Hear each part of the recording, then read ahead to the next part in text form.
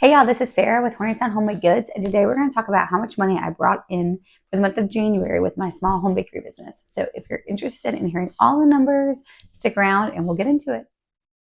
All right, so the first thing we're going to talk about is how many dozen cookies I actually decorated. So I actually decorated 10 regular size sugar cookies, and then I do mini cookies as well. And I decorated 8 dozen mini cookies, and those are what left my house, left my door. However, I collect deposits for future orders. So to reserve their spot, to reserve their order, they have to place their deposit with me, and then I just take it, and then that goes into my bank account that month. And then they pay the remaining balance 1 week before pickup. So the numbers don't show all of the orders that, or all the money, just the money for this month's orders. Like some of these people paid the deposits in December for their January orders, or in November even. And then a lot of this money is for future orders. So people are paying the deposits for their spring orders. So some for the month of February, March, April, however far out they booked. So usually I only book out 3 months in advance. So I have people ordering now for April and May. So that's where we're at. So I had 10 dozen regular size, 8 dozen minis. So that's 18 dozen I actually decorated this month. I took the first week of January off after recovering from the holidays and to spend time with my children. And then I got back into it. So I brought home, that came in, this is before, my expenses, paying off some of my equipment, all of that. I brought in $1,869.50. So almost $1,900, which is amazing as a small business owner and as someone who works full time too. And this is like supplemental income. So I brought home that. That does not take away, that it does not count, paying myself per hour, which is very important as a small business owner. You have to pay yourself. It also does not include the cost of ingredients and all the things that cake costs, which is what I use to determine my price per cookie. It does not include that. It also does not include paying off equipment that I have. So I am currently paying off Eddie, the edible ink printer, and I do a portion of my sales each month to go to him and pay off his balance, so if you will. So it does not include any of that. So I pay on Eddie, I pay $400 a month. So right there is minus $400. So I'm down to, let's round up and say $1,500. So I'm down to $1,500. And then the cost of just the ingredients and bags to bag the cookies and all that stuff, and the cost for my electricity is around $400. So I'm also down $400. So now I'm at $1,100. And then if I wanted to give myself any money, that would be money left to give myself some, or to put it back in the business and to have it in that bank account for a rainy day. Or it could also be to purchase new equipment. So I also have to keep replenishing supplies. If you bag your cookies, you're going to use a bag each time. So I have to buy those frequently. If you box your cookies, so when I hand my cookies to my customers, I put them in boxes. So I have to buy those monthly, right? So those are a cost and expense that's not included in this.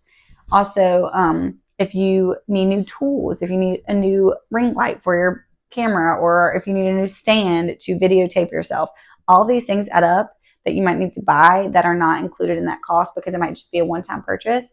If I need a new dehydrator, or decide I want to get a bigger dehydrator for the cookie room, that would be an expense that I didn't consider and would need to take out that money. So a lot of the time I don't usually pay myself. I just put that money back into the business account so I can have that for the future.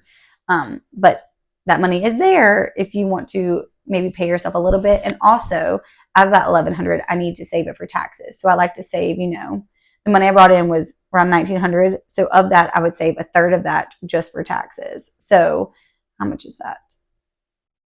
600, 620, 630 saving for taxes, because you don't know. I like to pay my taxes quarterly. I don't know how you do it, how you run your business, but that's how I do.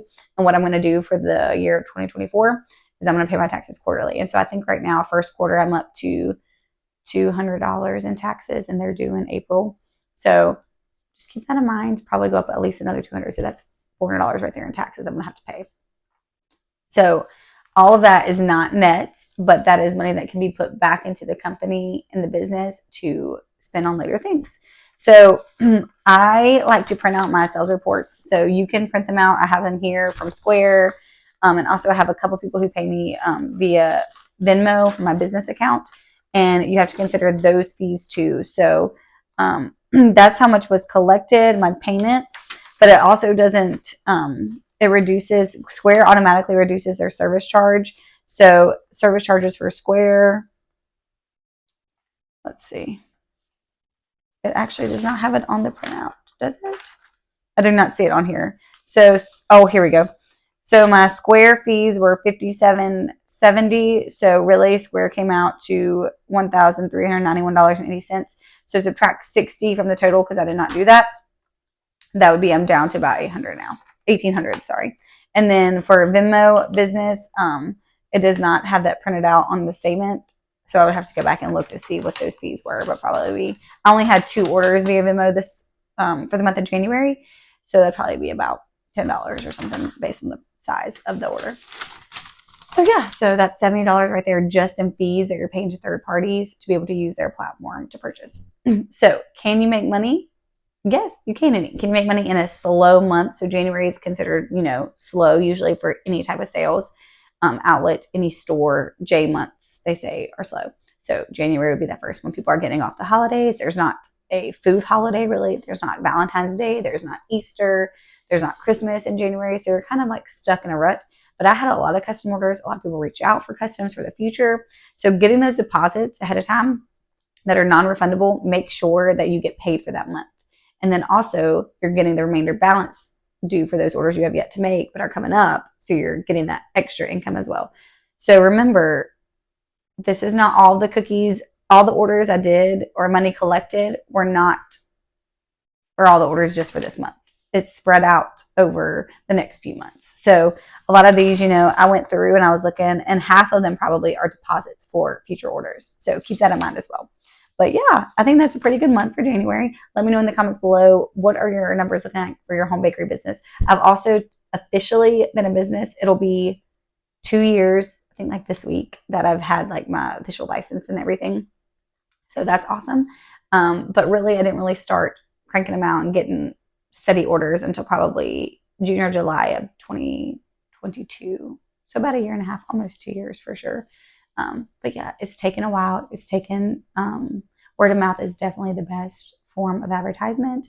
And it's taken a while to get steady customers, but the ones who come and love your product will come back. And those are the best customers. So let me know in the comments, what did your January look like as a baker or a business owner? And let's talk about it. All right, y'all. I'll see y'all soon.